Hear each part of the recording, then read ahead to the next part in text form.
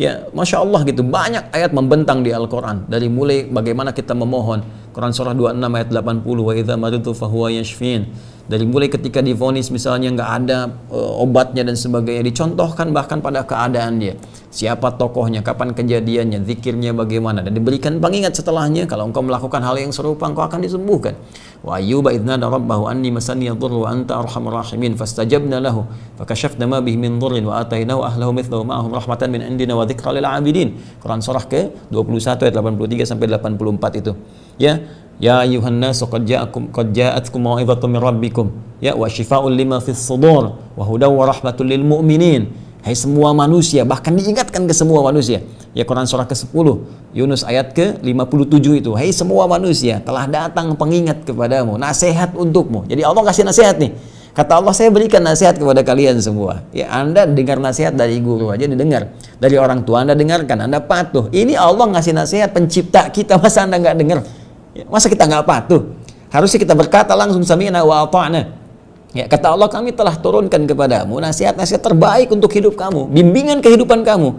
Dan kalimatnya ya ayuhan nas untuk semua manusia. Jadi kalau manusia mau kembali, itu pasti mendapatkan segala janji yang disebutkan tadi. Ya, wa syifa'u lima fis sudur. Dan kami berikan dari ayat-ayat Al-Qur'an itu ada kemudian penyembuh, ada obat untuk penyakit-penyakit yang tertanam pada jiwa. Jadi syifa nanti ada bentuknya syifa untuk penyakit-penyakit hati. Ya, iri hati misalnya, dengki, ria, sum'ah, gelisah, kan sumbernya dari hati semua, untuk dicerna oleh pikiran, dieksekusi oleh tubuh kita. Ya, semua ada. Ya, jadi membentang segala bagian kehidupan kita. Pengen pintar ada petunjuknya. Ya, pengen dapat rezeki, pengen dapat solusi ada petunjuknya.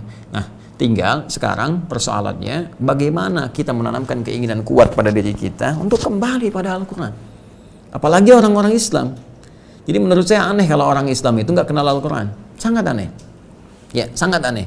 Ya, orang Islam yang mengaku beriman. Karena Al-Quran itu selalu narasinya, diksinya dalam Al-Quran sendiri ketika Allah firmankan, selalu ditegaskan, dijanjikan akan memberikan manfaat bagi orang-orang yang beriman. Yakin tanpa ragu. Ya, yakin tanpa ragu disebut iman. Orangnya disebut mukmin. Mukmin pasti ada manfaat. Jadi kalau Anda Muslim harus menguatkan keimanannya, mukminnya itu harus tampak. Ya, jadi orang berislam itu kan yang pertama diucapkan kan keyakinan syahadat. Asyhadu an la ilaha illallah wa asyhadu anna Muhammadar Rasulullah. Saya bersaksi tidak ada Tuhan selain Allah, yang layak disembah, dipertuhankan, tidak ada Tuhan selainnya. Dan saya bersaksi dalam rangka kita menuhankan Allah, menyembah Allah itu kita akan ikuti ketentuan Nabi Muhammad SAW sebagai Rasul yang terakhir. Itu komitmen kita. Ketika diucapkan itu, maka keluar kalimat iman di lisan. Baru di lisan. Nah, itu. Maka ditanamkan ke dalam jiwa kita. Ketika ditanamkan itu, menjadi iman, berubah nanti menjadi mukmin. Yakin tanpa ragu, tanamkan pada jiwa. Karena itu di Al-Quran dibedakan antara Islam, ya sebatas kemudian bersyahadat, dengan yang imannya sampai ke dalam jiwa menjadi mukmin, mukmin yang sesungguhnya. Ya, jadi di Quran surah ke-49 ayat 14 ada banyak orang-orang Arab Badui ketika mengatakan kepada Nabi dalam satu kesempatan, ya qalatil a'rabu, orang-orang Arab Badui berkata, amanna, kami telah beriman, ya menjadi mukmin. Apa jawaban dari Allah? Turun kemudian langsung jawaban dari Allah disampaikan pada Rasulullah, qul lam tu'minu, katakan Muhammad SAW, kalian belum masuk kategori mukmin itu. Ya, iman yang benar. Walakin qulu aslamna walamma yadkhulul imanu fi qulubikum. Tapi katakan kami baru masuk Islam. Sedangkan iman itu belum sampai kepada jiwanya. Baru formalitas di lisan, baru dituliskan di KTP-nya. Nah, untuk menjadikan iman itu sampai kepada jiwa mesti dilatih. Ya, mesti dilatih. Nah, latihannya itu berupa amal soleh. Amal soleh punya turunan. Ya, di antara turunan itu ada yang terkait langsung dengan Allah dalam konteks ibadah seperti sholat. Ya, makanya kalau kita ingin menguatkan iman supaya yakin dengan Allah, supaya kuat dengan Allah, yakin betul tanpa ragu, pengen dekat, pengen mudah mengamalkan hukum Allah, maka jaga amalan-amalannya. Apa di antaranya? Ya, yang pertama ya kita lihat ada apa kalimat iman di Al-Qur'an, setelahnya amal apa? Kalimat iman pertama Al-Baqarah di ayat ketiga kan, alladzina yu'minuna bil ghaib, yaitu orang-orang yang yakin kepada Allah walaupun belum nampak dalam pandangannya, yakin betul. Bagaimana menanamkan keyakinan itu? Wa yuqimunas shalah, dia tunaikan salat. Ya? Jadi salat ketika kita tunaikan itu di antara fungsinya menguatkan keimanan kita. Ya, menguatkan syahadat kita. Makanya setiap kita salat dalam tahiyat kita ucapkan asyhadu an la ilaha illallah wa asyhadu anna muhammadar rasulullah. Ya kan?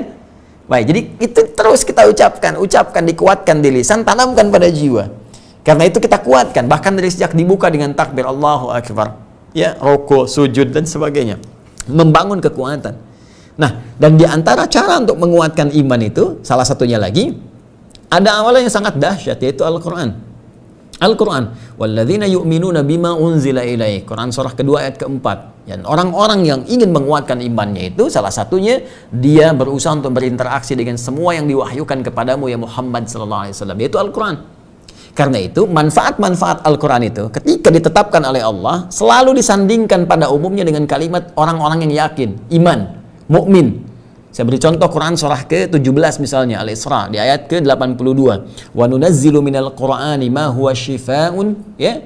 Dan kami turunkan di antara Al-Quran itu akan ada yang menjadi syifa. Wa rahmatul lil mu'minin, ada yang menjadi rahmat lil mu'minin. Allah tidak katakan lil muslimin. Ya, bukan hanya yang formalitas mengucapkan syahadatain asyhadu an la ilaha illallah asyhadu anna muhammadar rasulullah, tapi lil mu'minin, bagi orang-orang yang yakin. Harus yakin, gak boleh ragu. Ya, tanamkan itu keyakinannya.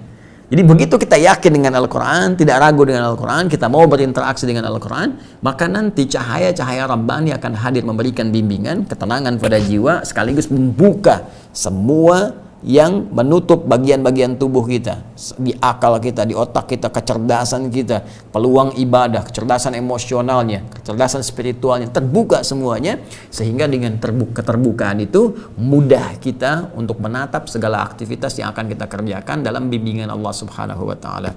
Nah, ini harus punya keyakinan dulu.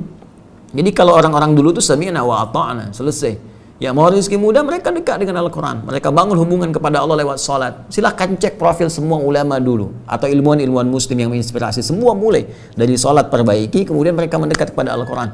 Wa may yattaqillaha yaj'al lahu makhraja, cuma ada di Al-Quran. Wa yarzuqhu min haitsu la yahtasib, ada di Al-Quran. Wa may yattaqillaha yaj'al lahu min amri yusra, ada di Al-Quran. Siapa yang meningkatkan takwanya kepada Allah, maka Allah akan berikan jalan keluar dari setiap persoalan, diberikan rezeki dari sisi yang tidak diduga, akan dimudahkan semua urusannya. Ya, bagaimana meningkatkan takwa? Ya, membangun hubungan dengan Allah, berinteraksi dengan Al-Quran, diperbanyak diri kita, mendekat kepada kebaikan, belajar rumusnya, dan semua cara tertuang di Al-Quran. Wattaqullaha la'allakum tuflihun. Wattaqullaha yu'allimukumullah. Tingkatkan takwamu kepada Allah, kamu akan bahagia. Tingkatkan takwamu kepada Allah, kamu akan dibimbing supaya pintar, ditambahkan pengetahuan.